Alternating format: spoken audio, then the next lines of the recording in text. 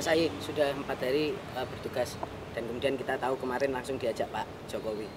Udah mulai ngerasain ritme kerja ya Pak Jokowi memang seperti apa, kan banyak juga Pak Prabowo misalnya menyebutkan bahwa Pak Jokowi kerjanya tuh keras banget ternyata. Itu mulai dirasakan juga Mas Ahy. Iya, walaupun baru 1 hari bisa berkegiatan bersama dengan Presiden Jokowi, saya bisa merasakan langsung bahwa beliau juga ingin secara maksimal menggunakan setiap waktunya menyentuh langsung masyarakat. Seperti kemarin misalnya sebagai ilustrasi, sehari di Sulawesi Utara itu ada sejumlah kegiatan.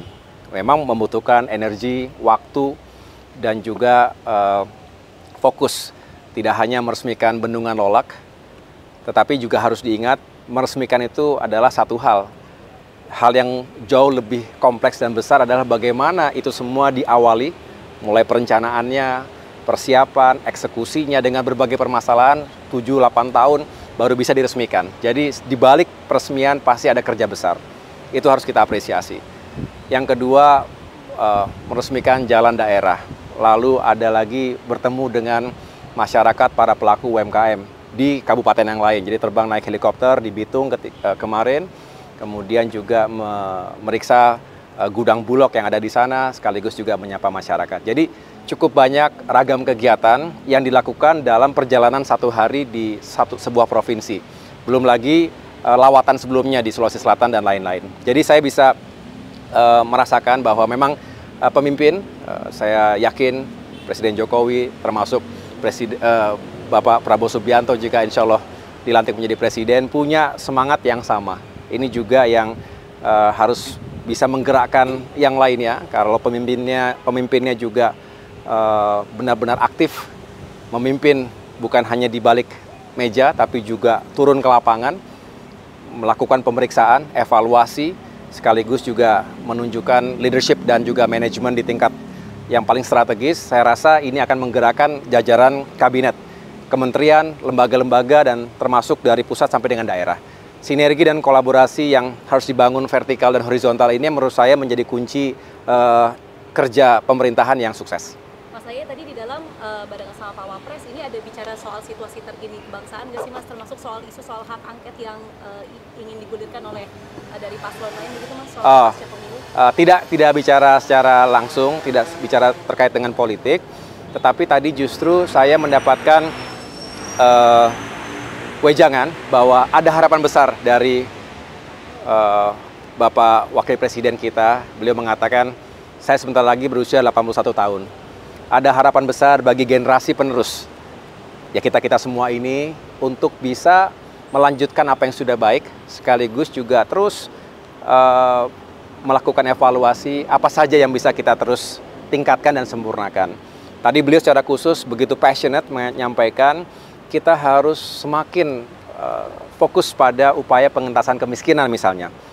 Bagaimana masyarakat kita ke depan tidak terlalu bersandar pada bantuan pemerintah secara langsung, tapi punya kemandirian karena punya lapangan pekerjaan, punya pekerjaan yang layak maksud saya, termasuk punya kewirausahaan sehingga bisa menjalankan usahanya, khususnya UMKM dengan baik dan punya profit yang juga layak begitu, sehingga pada akhirnya anggaran kita tidak terlalu besar yang habis untuk jaring pengaman sosial, tapi bisa dilakukan pembangunan-pembangunan lainnya yang juga pada akhirnya akan mengenerate pertumbuhan ekonomi.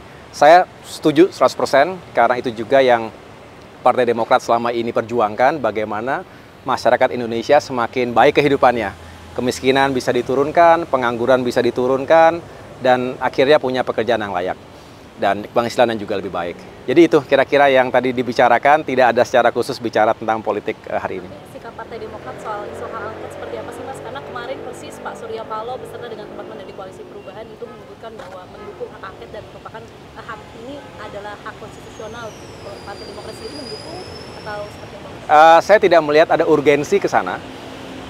Bukan hanya karena Demokrat saat ini adalah bagian dari pemerintahan, tetapi juga saya melihat bahwa walaupun sekali kita menghormati, penghitungan masih berlangsung ya, bagaimanapun kita menunggu secara formal dan resmi oleh KPU.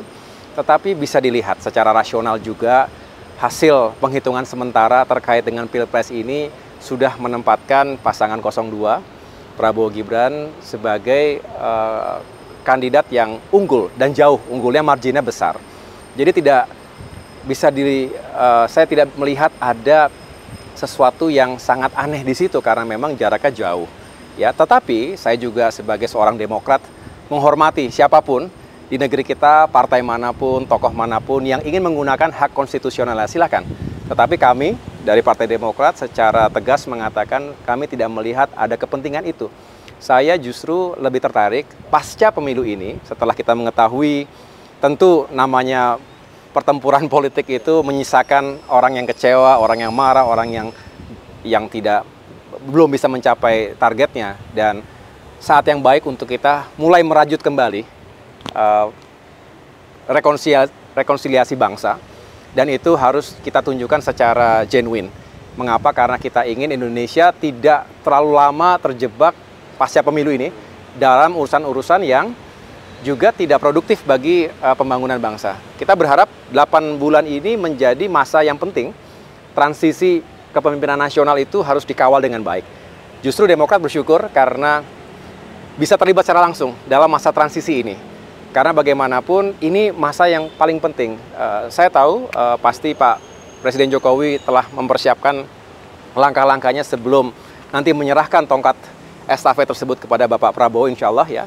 Dan sebaliknya Bapak Prabowo juga punya niat yang baik untuk menyiapkan dari sekarang apa saja yang harus segera bisa dilakukan. Ingat, janji kampanye itu untuk ditunaikan. Dan ada hal-hal yang bisa segera kita capai. Ada quick wins yang harus kita juga tunjukkan kepada masyarakat, tapi juga ada yang sifatnya lebih jangka panjang. Ini juga perlu kita jelaskan karena tidak semua bisa terjadi dalam 1 bulan, 2 bulan, bahkan 1 tahun pertama. Tetapi dengan semangat yang kuat, saya rasa transisi ini bisa berjalan dengan baik dan pada akhirnya setelah Pak Jokowi, Pak Prabowo siap untuk melanjutkan itu semuanya. Mas Ahy, terakhir untuk soal kemarin ngomong soal rekonsiliasi, kemarin Pak Surya Paloh dan Mas Anies mengucapkan selamat atas jabatan yang sudah diemban. Ini apakah ada tanggapan? Itu yang pertama. Yang kedua, kemudian ketika bicara soal rekonsiliasi, jika nantinya Pak Prabowo ingin menarik katakanlah teman-teman dari Parpol Koalisi Perubahan, ini sikap Demokrat seperti apa? Apakah